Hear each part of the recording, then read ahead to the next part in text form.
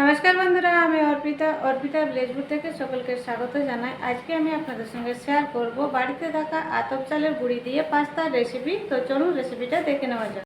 আজকে আমি আপনাদেরকে বানিয়ে দেখাবো আতপ চালের গুঁড়ি দিয়ে পাস্তা। এখানে আমি একটা বাটিতে নিয়ে নিয়েছি আতপ চালের গুঁড়ি। এবারে আমি চালের গুঁড়িটা একটু সেদ্ধ করে নেব। কড়াইয়ে অল্প জল দিয়ে দিয়েছি।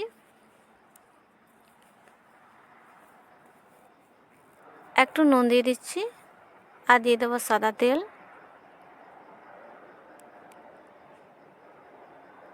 নাড়াচাড়া করে মিশিয়ে নেব নুনটা। জলটা আরেকটু ভালোভাবে গরম করে নিতে হবে। জলটা ভালোভাবে গরম হয়ে গেছে, চালের গুঁড়িটা দিয়ে দিচ্ছি। চালের গুঁড়িটা দেওয়ার পরে আবার নাড়াচাড়া করে নিচ্ছি। নাড়াচাড়া করে একটা ডো বানিয়ে নিতে হবে। কড়াইয়ে লেগে যাচ্ছিল, অল্প একটু জল দিয়ে দিয়েছি। হয়ে গেছে, নামিয়ে নিয়েছি। ঠান্ডা হয়ে গেছে, হালকা গরম আছে। চালের গুঁড়িটা মেখে নিচ্ছি। দেখুন, একদম নরম করে মেখে নিয়েছি। এবারে আমি একদম ছোট ছোট করে লেচি কেটে নিচ্ছি আর দু হাত দিয়ে গোল করে নিচ্ছি।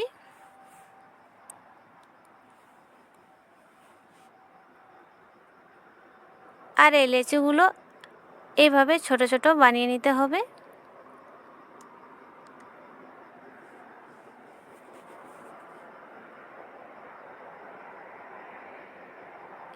একইভাবে আমি সব ছোট ছোট করে লেচিগুলো বানিয়ে নেব।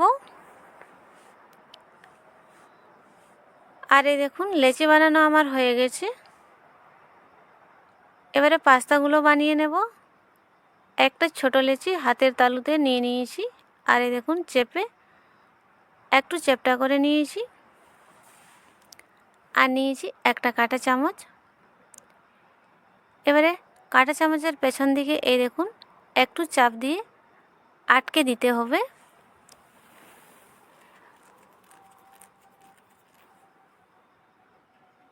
আর একটু ভালোভাবে চাপ দিয়ে আটকে দিচ্ছি। আর এই দেখুন, সাইডগুলো একটু চেপে চেপে নিচ্ছি।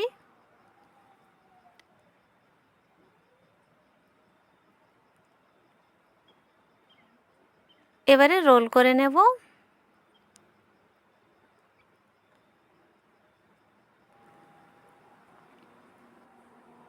আর এই দেখুন, পাস্তার শেপ দেওয়া হয়ে গেছে। এভাবে বানিয়ে নেব।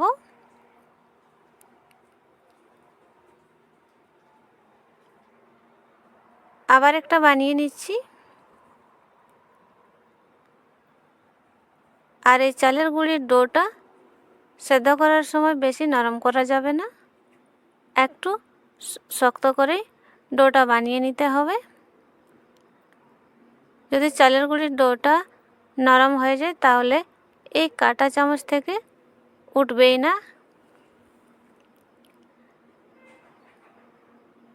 আবার একটু রোল করে নিচ্ছি।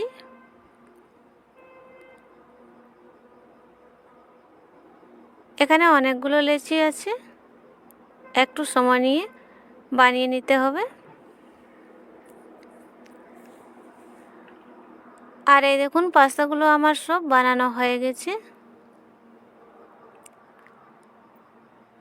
এই পাস্তাগুলোকে সোজাসুজি জলে সেদ্ধ করা যাবে না, তাহলে গলে যাবে। আর দেখুন কত সুন্দর ধপধপে একদম সাদা হয়েছে। পাস্তাগুলো রান্না করার জন্য এখানে আমি নিয়েছি কিছু সবজি।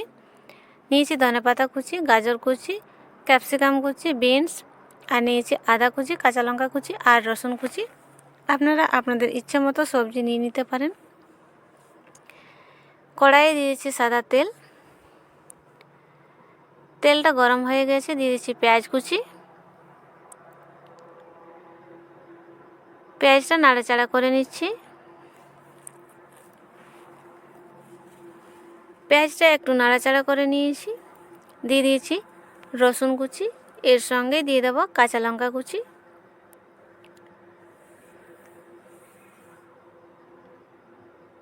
পেঁয়াজ, রসুন আর কাঁচা লঙ্কাটা নাড়াচাড়া করে নেব। বেশি লাল করে ভাজবো না, একটু নাড়াচাড়া করে নিয়েছি।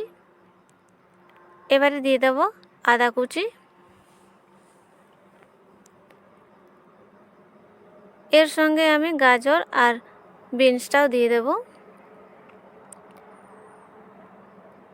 গাজরটা একটু শক্ত হয়, সেদ্ধ হতে সময় লাগে, সেজন্য আমি বিনস আর গাজরটা আগে দিলাম।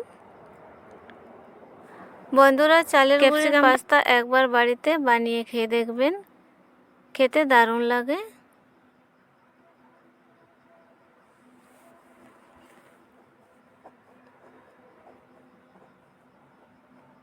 দিয়ে দেব স্বাদ মতো নুন।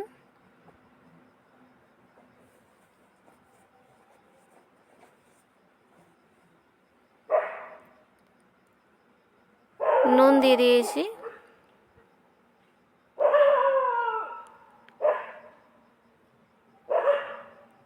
এবারে দিয়ে দিচ্ছি ক্যাপসিকাম।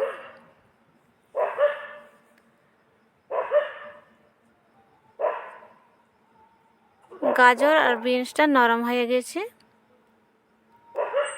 সব সবজিগুলোকে নাড়াচাড়া করে ভেজে নিয়েছি।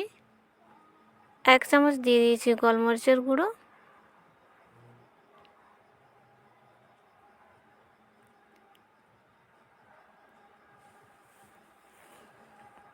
এর সঙ্গে আমি দিয়ে দেব ম্যাগি মশলা। ম্যাগি মশলা দিয়ে পাস্তা বানালে খেতে দারুণ লাগে। 5 টাকা প্যাকেটের 1 প্যাকেট নিয়েছি ম্যাগি মশলা। ম্যাগি মশলা দিয়ে দিয়েছি, নাড়াচাড়া করে নেব।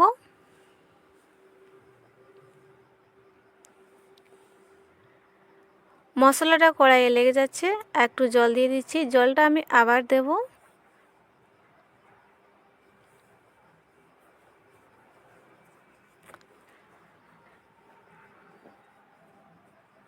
গাজরটা একটু শক্ত হয়, সেজন্য আমি জলটা একটু বেশি করে দেব, তাতে করে সেদ্ধ হয়ে যাবে।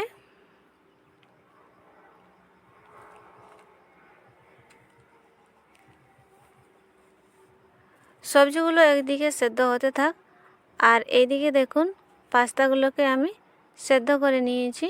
একটা ছিদ্র পাত্রের উপরে বসিয়ে দিয়েছি, আর নিচে একটা হাঁড়িতে জল দিয়ে দিয়েছি আর সেদ্ধ করে নিয়েছি। এবারে আমি সবজিগুলোকে সেদ্ধ হতে দিয়েছিলাম, দেখে নেব। আর এই দেখুন গাজর, ক্যাপসিকাম সব কিছু ভালোভাবে সেদ্ধ হয়ে গেছে। সেদ্ধ করে রাখা পাস্তাগুলো দিয়ে দিচ্ছি। পাস্তাগুলো দিয়ে দিয়েছি, নাড়াচাড়া করে ভালোভাবে মিশিয়ে নিতে হবে।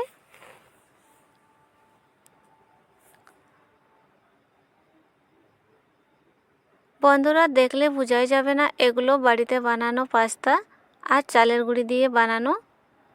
একদম দোকানের মতোই হয়েছে। এবারে আমি দিয়ে দেব টমেটো সস, দিয়ে দেব সয়া সস,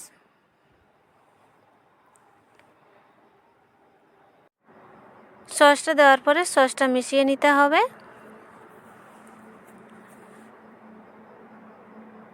একটু জল দিয়ে ভালোভাবে মিশিয়ে নেব, আর তাহলে একটু মাখো মাখো হবে। এখানে আমি চিলি সসটা দিলাম না, আপনারা চাইলে দিয়ে দিতে পারেন।